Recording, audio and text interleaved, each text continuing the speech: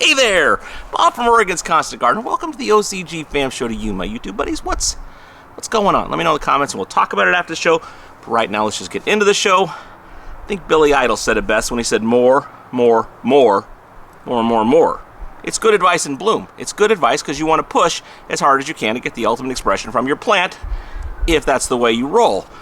But the only problem is you're going to want that to pinch out by the end. As you get to the end of bloom, you want to yellow that whole thing out to get just the right thing. So how do you modulate that whole thing? The clip I'm going to show you today, I think, talks a little bit about that in a way that might be helpful to you. So I'd like you to watch it, and I'll talk to you after.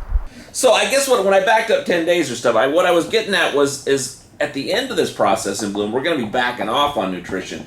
But at the start of it, are we pushing toward more? Well, yeah, I mean, again, hopefully you're doing all of your testing in your room, pH and parts per million in your soil. Mm-hmm. But if you're like just on track, yeah, the plants are still developing. Now they're going to develop a different level. And to me, the fruit development is almost more intense than the vegetation development because they're putting all that weight they normally would be doing in growth in their canopies now into the fruit in their canopy, and to build the strength in the stem to hold the fruit in the canopy. And so you're still ramping up until you get into that halfway point where the plant just stops producing and wants to go into pretty much, finishing in a sense. So gotcha. Weeks 5, 6, 7, yes, they're still producing flowers. Yes, you're still seeing weight gain, but you're not seeing, they call it the big stretch in the first 2 weeks.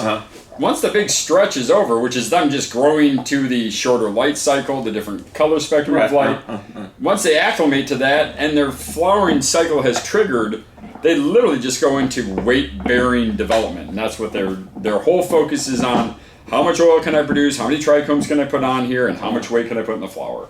And so that's when we kind of look at that week 5. Everything goes up and then comes back down. And that week, 1, 2, and 3 is early, 4, 5, 6 is mid, and 7, 8 are end. That middle one is where they're probably eating the most, consuming the most, and developing the most. Okay, what do you think? Informative, entertaining, helpful? Let me know in the comments. I love you, and I'll see you tomorrow. It's the OCG Fam Show.